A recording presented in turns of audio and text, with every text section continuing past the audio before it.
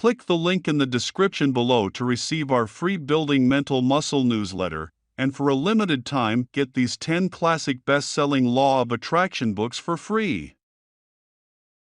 We hope you enjoy this presentation. If so, please click the like button and click the subscribe button below to receive notification when we release new recordings. Richard Hargraves presents Seedtime and Harvest, A Mystical View of the Scriptures, by Neville Goddard. First published 1956. This audio edition recorded 2023. Digitally narrated using the voice of Jeff Masters for BuildingMentalMuscle.com. Copyright 2023 Iron Power Publishing. All rights reserved.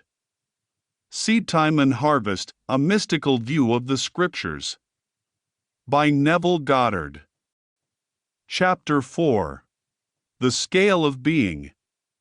And he dreamed, and behold, a ladder set up on the earth, and the top of it reached to heaven, and behold, the angels of God ascending and descending on it. And behold, the Lord stood above it.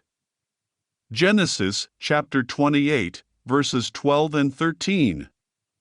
In a dream, in a vision of the night, when deep sleep fell upon Jacob, his inner eye was opened, and he beheld the world as a series of ascending and descending levels of awareness. It was a revelation of the deepest insight into the mysteries of the world. Jacob saw a vertical scale of ascending and descending values, or states of consciousness. This gave meaning to everything in the outer world, for without such a scale of values there would be no meaning to life. At every moment of time, man stands upon the eternal scale of meaning. There is no object or event that has ever taken place or is taking place now that is without significance. The significance of an object or event for the individual is a direct index to the level of his consciousness. You are holding this book, for example. On one level of consciousness, it is an object in space. On a higher level, it is a series of letters on paper, arranged according to certain rules. On a still higher level, it is an expression of meaning. Looking outwardly, you see the book first, but actually, the meaning comes first. It occupies a higher grade of significance than the letter arrangement on paper or the book as an object in space. Meaning determined the arrangement of letters. The arrangement of letters only expresses the meaning. The meaning is invisible and above the level of the visible arrangement of letters. If there had been one meaning to be expressed, no book would have been written and published. And behold, the Lord stood above it. The Lord and meaning are one, the Creator, the cause of the phenomena of life. In the beginning was the Word, and the Word was with God, and the Word was God. John, chapter 1, verse 1. In the beginning was the intention, the meaning, and the intention was with the intender, and the intention was the intender. The objects and events in time and space occupy a lower level of significance than the level of meaning which produced them. All things were made by meaning, and without meaning was not anything made that was made. The fact that everything seen can be regarded as the effect, on a lower level of significance, of an unseen higher order of significance is a very important one to grasp. Our usual mode of procedure is to attempt to explain the higher levels of significance, why things happen, in terms of the lower, what and how things happen.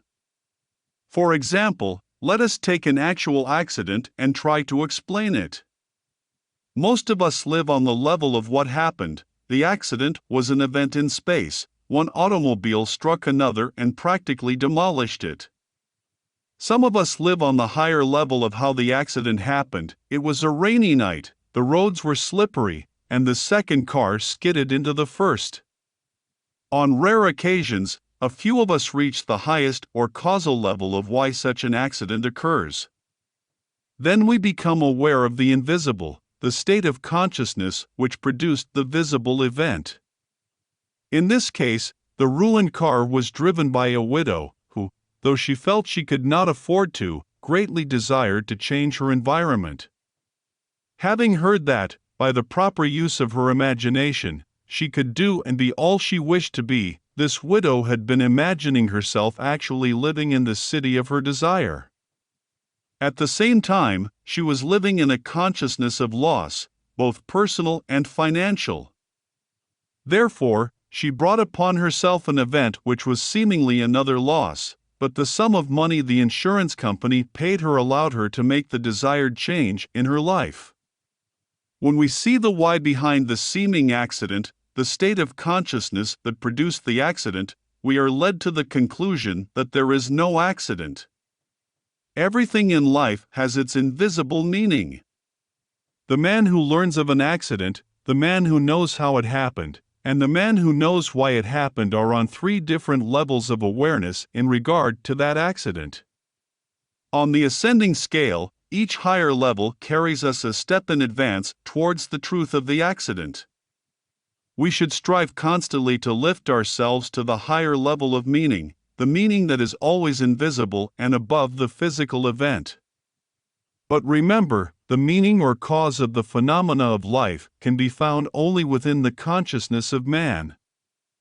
Man is so engrossed in the visible side of the drama of life, the side of what has happened, and how it happened, that he rarely rises to the invisible side of why it happened. He refuses to accept the prophet's warning that things which are seen were not made of things that do appear. Hebrews chapter 11, verse 3. His descriptions of what has happened and how it happened are true in terms of his corresponding level of thought, but when he asks why it happened, all physical explanations break down and he is forced to seek the why, or meaning of it, on the invisible and higher level. The mechanical analysis of events deals only with external relationships of things. Such a course will never reach the level which holds the secret of why the events happen. Man must recognize that the lower and visible sides flow from the invisible and higher level of meaning. Intuition is needed to lift us up to the level of meaning, to the level of why things happen.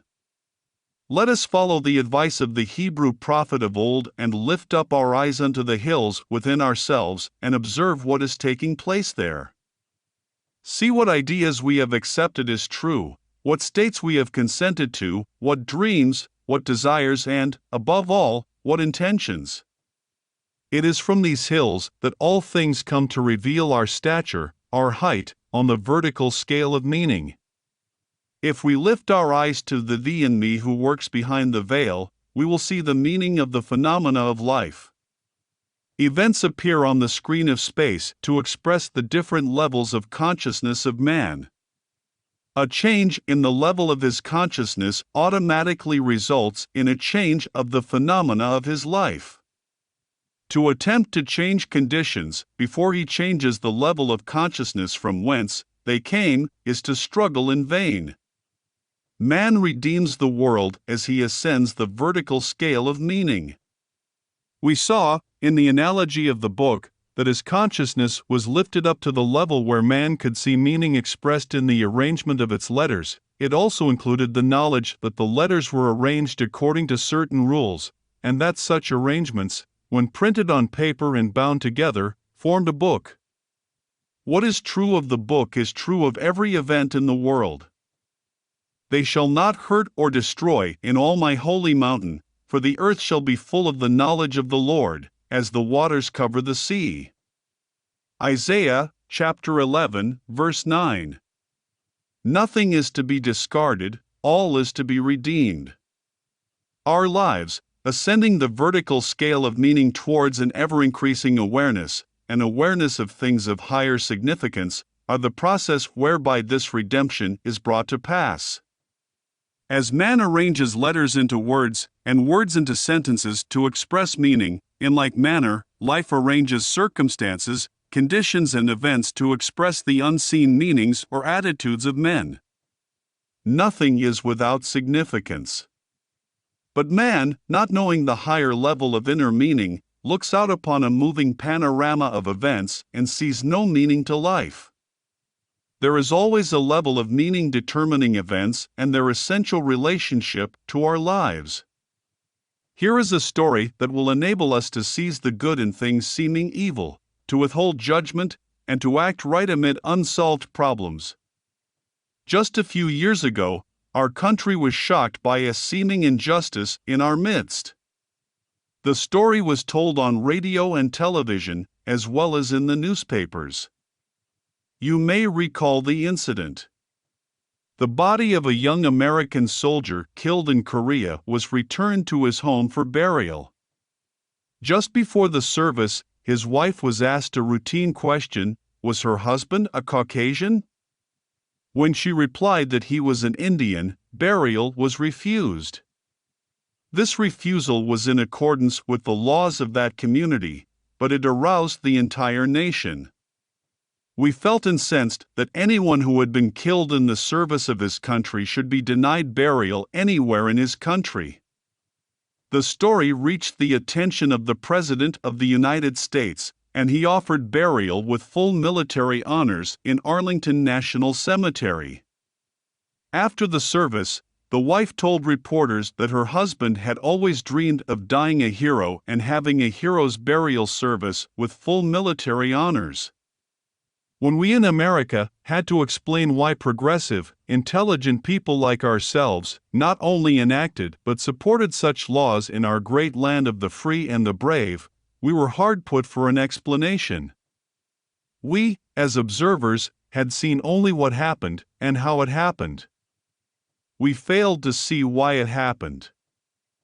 That burial had to be refused if that lad was to realize his dream. We tried to explain the drama in terms of the lower level of how it happened, which explanation could not satisfy the one who had asked why it happened. The true answer, viewed from the level of higher meaning, would be such a reversal of our common habits of thinking that it would be instantly rejected. The truth is that future states are causative of present facts. The Indian boy dreaming of a hero's death, with full military honors, was like Lady Macbeth transported beyond this ignorant present and could feel now the future in the instant.